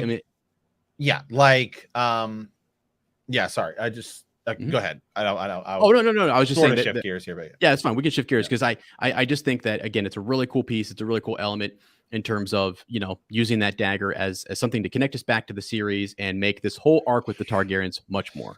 Exactly. So. I was just going to sort of expand on the idea of like George writing episodes for the show and like changing stuff. Like, here's one. So he wrote the episode, The Bear and Maiden Fair, which is season 3 of Game of Thrones. So one of the things that we get here is a point of view that does not take place in the books, but is one of the most memorable and amazing shows. One of the most memorable and amazing moments in the entire series of the show. So that's when, do you remember when Joffrey's sitting on the throne and Tywin comes in and he basically just checks him hard? Yes. And he's like, well, I want to be updated on this. And he's like, okay, okay. Yeah. And like, it's almost like Joffrey's like sitting down smaller in the chair. And he's like getting more. And Tywin just flat out puts him in his place. Well, like, that does not take place in the books. Yeah, for sure. Yeah. Right. Like, but it's one of the best scenes of the whole show. It's a real good and TV. George wrote that episode. Yeah. So it's like, that is one of the things, is it gives him an opportunity to expand the lore. And it's like, you hint at something in the show that then like could tie back into the books or something, because it all ends up blending together. And I mean, it's like, so once your book is published, and you have these thoughts and ideas, the reason like Tolkien wrote so many letters about his works was like he wanted to clarify stuff and make different, expand sort of some of what was happening in the series and whatever, and try to talk to fans about it. So George, again, has an opportunity in the show to say, you know what, I was thinking about doing this, but I didn't do it. And I actually think maybe this would be cooler. So let's go ahead and throw this into the TV show. Nothing wrong with that. I mean, it's not a huge change, and it amplifies, Tywin's character, which we all already thought of him as being super kind of epic and savvy in terms of the Game of Thrones. So to see him also come in there and check Joffrey is it's great. It's a good move. So, but that's what he said. That's what he said in terms of he said there are changes, and he's on board, and he is saying, I am involved, right? Which is good. Yeah. Well, how the difference is like, it's one thing when you change Game of Thrones because you have like Game of Thrones is direct point of views. Now, could they be unreliable narrators? Yes, absolutely. But House of the Dragon, to me, it's like I don't even view it as a change because the lore we have is told to us by two totally different narrators who both have certain agendas, and it's like a giant outline. Yes, it is. Like it is. The story is told to us by a maester who's like trying to remember what he wrote, or like what he's like telling you the story, what happened, and then Mushroom, who's like a freaking court jester, dwarf fool. I mean, like, and who wants to tell a story and make headways, who wants to make headlines, wants to kind of sell whatever his story. So it's got to be juicy, it's got to have some juice to it. But what really happened, like you said, the dialogue is not there. There's significantly less dialogue. Almost no dialogue. Exactly. So you have plot points like some of those, like one or two like the good lines where it's like Daemon talking to Viserys or whatever and coming back and holding up the crown and like we're going to see that thing. But outside of that, we don't know what happened directly afterwards. I don't even think there is any direct dialogue other than like what's in, and even Fire and Blood, like the book Fire and Blood is kind of a collection. Like Fire and Blood itself is almost not even anything new. It's like, it's like, especially for the Dance of Dragons, because that's where because he wrote these like stories and they were like as novellas, and then that got put into World of Ice and Fire and expanded upon, and then some of what's in World of Ice and Fire is like Aegon's conquest. Like if you listen to the World of Ice and Fire audiobook and you listen to it's the exact same chapter. It's just two different narrators. I mean, it's like word for word the same. I wish I was on that person's writing, getting paid to do that dude's writing thing for the day, because he went copy paste. He didn't even have to send it to what do you make your students send it to? Oh yeah, to the where you check to see if it's what's that called? What's the no red ink or something like that? Yeah, like one of the turnitin.com. Turnitin.com. Yeah, I didn't have to send it to Turnitin, man. Oh my gosh, that's hilarious. So yeah, it's like there's so much room. I think we're going to be really shocked in a good way when we get to seasons one, like our episodes 1, 2, and 3 are going to be like, wow, holy smokes, they are like expanding the story, showing us things that never happened, but things that also were outlined. And because you have to, I mean, you just absolutely have to. So it's good stuff. It's really, he's approving the scripts, he's reading the scripts and giving feedback on it. I mean, they hired him to do this. Paid him millions of dollars. So it sounds, from what I've read, just in some people talking about it, stuff like that, it sounds like George is actually more involved in this than he was even Game of Thrones. That's what I heard too. Yeah, that's what I was thinking. So which is a good thing. They want that. They want the fan base to really be, and he has good ideas, and they're realizing that, okay, he can pull off moments like Hodor. Okay, this guy has his mind he's been thinking about this for like 20 plus years or whatever. It's just insane.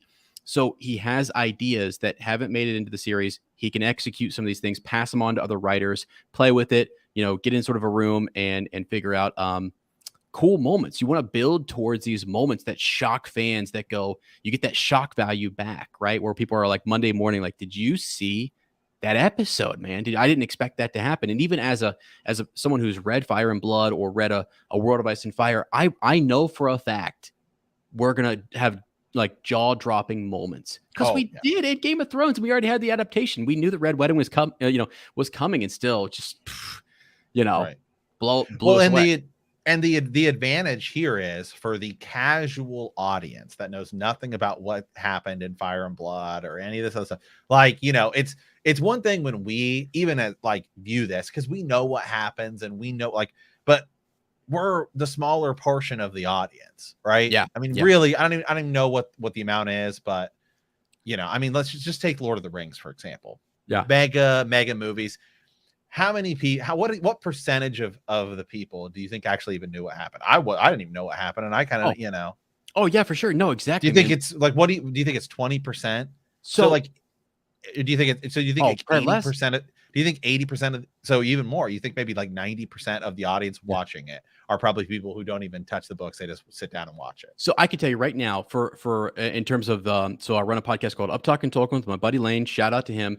And dude, 90% of the stories that kind of come in the emails or whatever are like, I watched it, was like a kid coming in, even parents kind of coming in, just knowing that it's Tolkien, it's safe. You've seen it on the bookshelf. Right. Maybe you read it when you were a kid. You don't really know. You don't really remember. You didn't finish the series because it's super long and super whatever. But you know it's a good wholesome story. You go in. The movies, literally, if you look at the sales too. Again, it's been a slow rise or whatever. It's had its ups and downs. But the book sales just shoot through. Why? It was such a good like movie adaptation.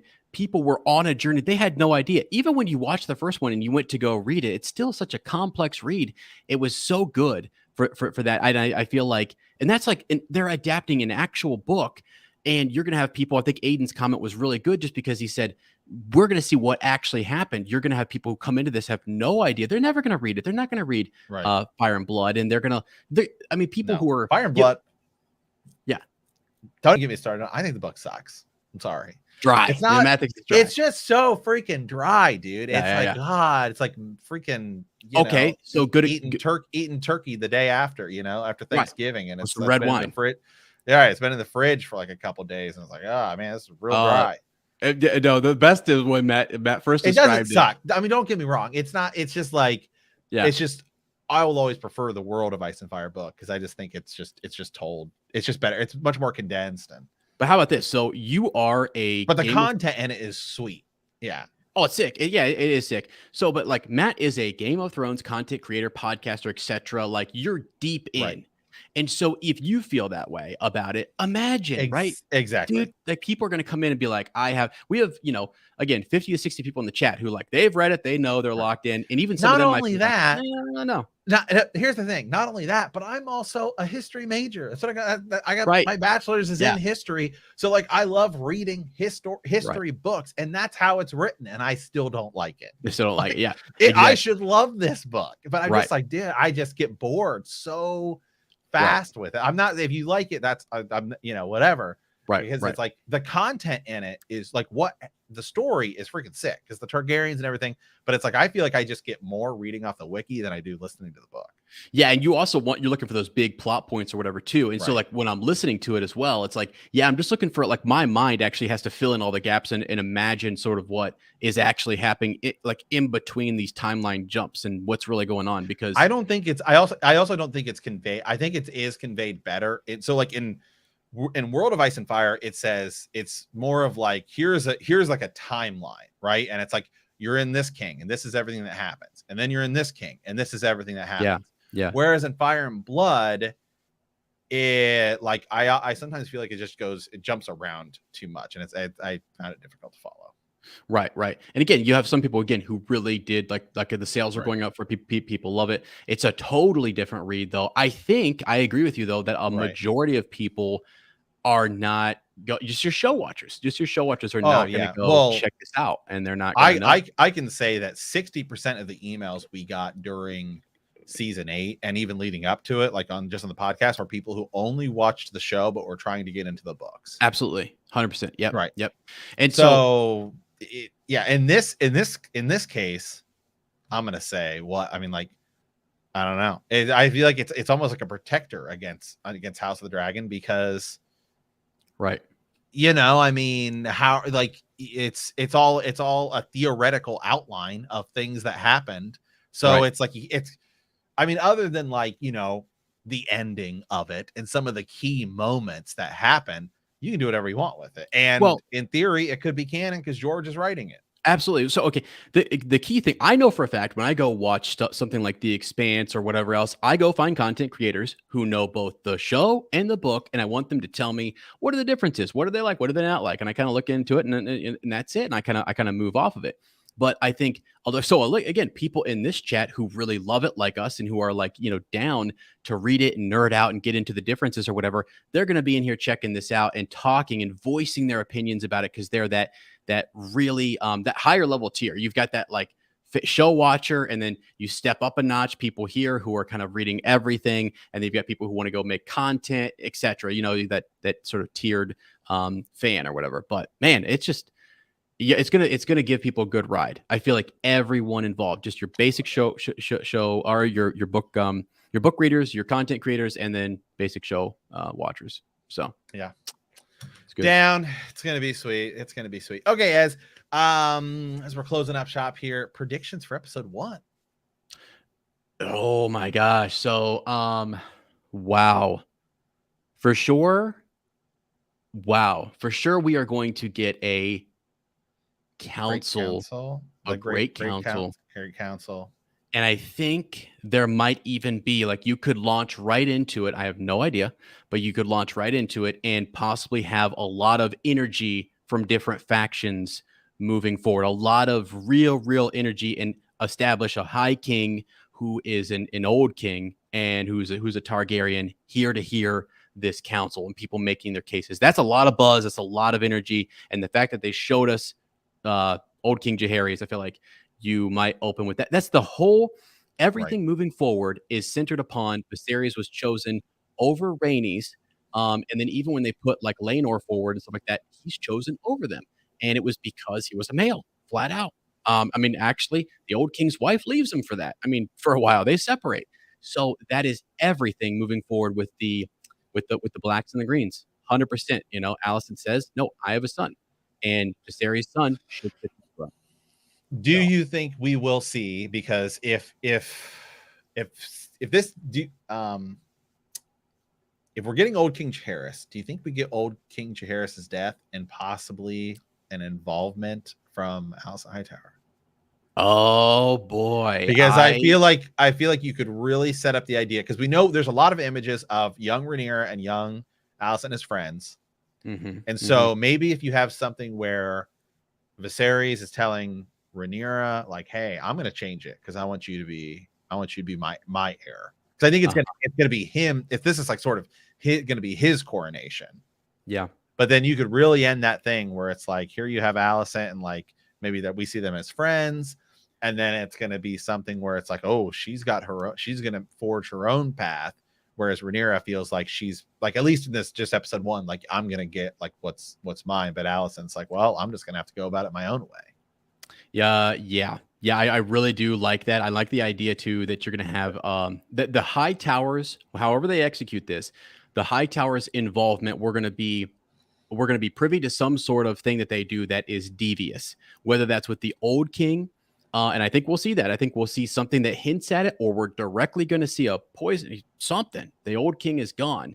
And then Otto Hightower is also in there doing, and I'm going to give credit to Aiden because I was thinking the same thing here, that we're going to really enjoy Viserys' first wife, or that we're going to like her in some way, and we're going to see a plot to remove her as well. And that, during childbirth or something.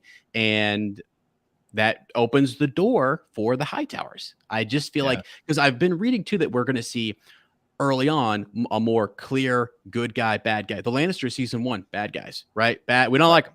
That they're Well, bad. then, but then Over you the kind, but then you kind of throughout season 1 kind of see, well, Tyrion might be okay. right, exactly. So I feel like they're going to establish the high towers as bad right out the gate, and then that's going to shift. That's going to shift over the series, and ironically, we might be, because I think even reading Fire and Blood, we're like, oh no, we're Targaryen.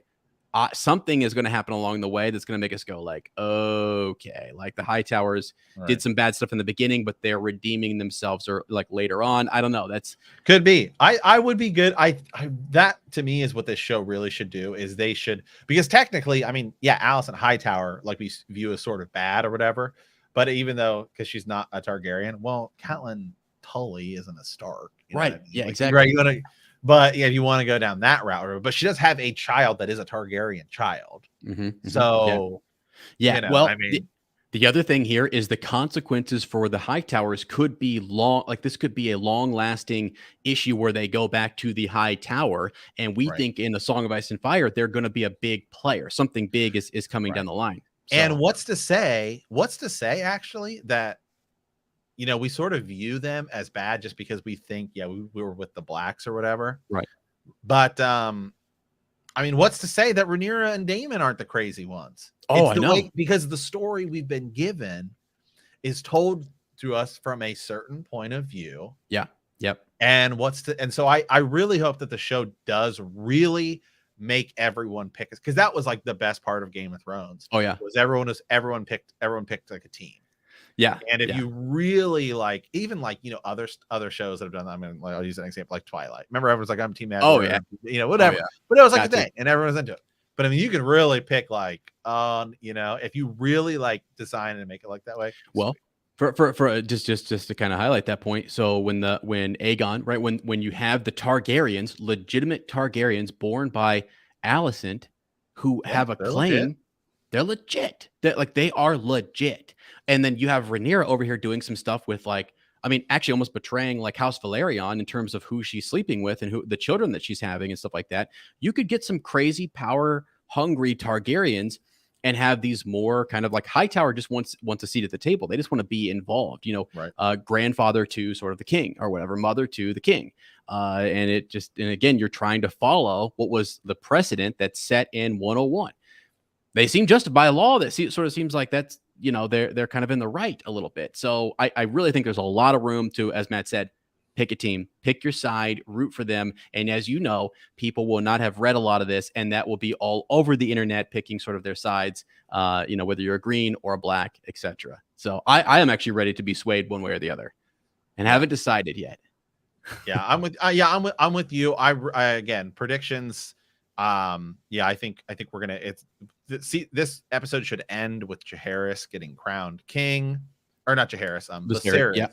And Jaehaerys, Old King, Council. Hopefully, we get to see his death. Hopefully, we get to see a slight involvement from. I'd love it. Out from Alicent, because remember, it's going to be a long way, I think, before we get to Alicent marrying. I think we won't even see Alicent marry Viserys until like episode 4, because we still have Aaron, and we know they have a funeral, so that's maybe episode 2 or 3. Right. So what do you think? I mean, what do you think? I mean, it could be, it very well could be that. How'd she kill him? Did she smuggled? Did she poisoned? I mean, we just know she was in there reading with him. That's all we know, right? When we know and that. Then Jaehaerys dies of similar circumstances as well. In which she's like, she's right there. She's right next to him when he dies. Yeah, and they say and again, right, like poison is a woman's weapon, sort of. That's something that George is in the series or whatever. So, who knows? We could definitely. I really hope they make Otto Hightower seem like an absolute like jerk.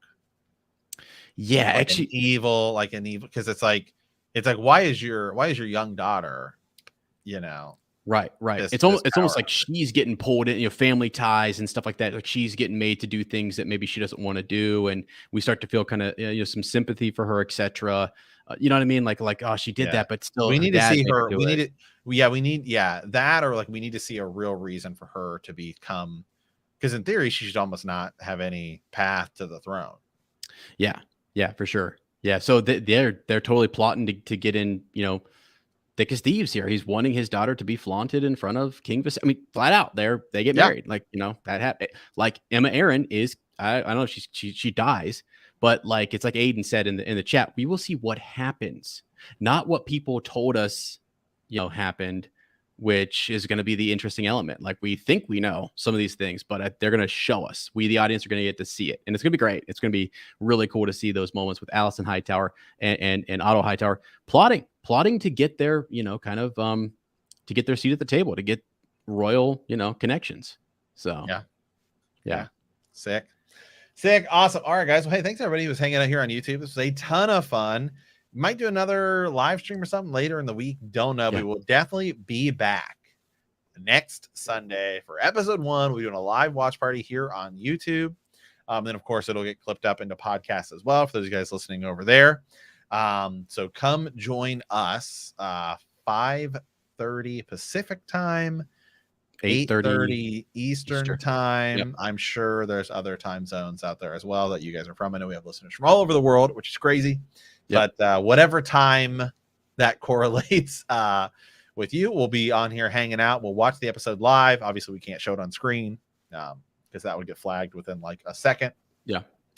And then we'll do a podcast later. We'll have Jimmy on, the Fantasy Network, Sir Jimmy. So, and then we'll be planning some more stuff out later too, Micah. Maybe we can get some more. We used to do like Raven's Nest where we could get people to come, like you guys to be able to come on and stuff like that. So we'll take a look at our Patreon, get some stuff moved around. I've been thinking about getting the Discord back. So we could do that. We could. Yep. And also, friends, don't forget, if you come over to YouTube, we've had, I know a lot of people listen on the podcast. We've got good subscribers over there, and also here on YouTube. But we throw your comments up. We're interacting with the chat. They influence the show. Those super chats are huge. Like it's so cool. So, but it would be neat. I know people really enjoyed after season 8 hopping on, hearing their voice on the podcast. And we've always been pro listener and wanting you guys to kind of get your voice and your Raven on the show, get your thought out there, because we've had great comments today. I really am impressed with the chat. So. Absolutely. So with that, guys, as always, thank you for watching. Thank you for listening. Be sure to check out, we have a ton of extra content over on Patreon, or you can check out Apple Premium. And on Apple Premium, you get extra content to all of our shows. And we are going to be covering Rings of Power as well over on our Wheel of Time podcast. And then actually we have a show, Matt and his show, where Ez and I talk about just anything that's basically everything else, but it's kind of like the streaming wars. And we actually just did a big episode, and a lot of it was Game of Thrones centered. Because we were talking about all the HBO Max updates and everything like that. So definitely be sure to check all of that out as well, guys. We will be back. And remember that House of the Dragon is coming.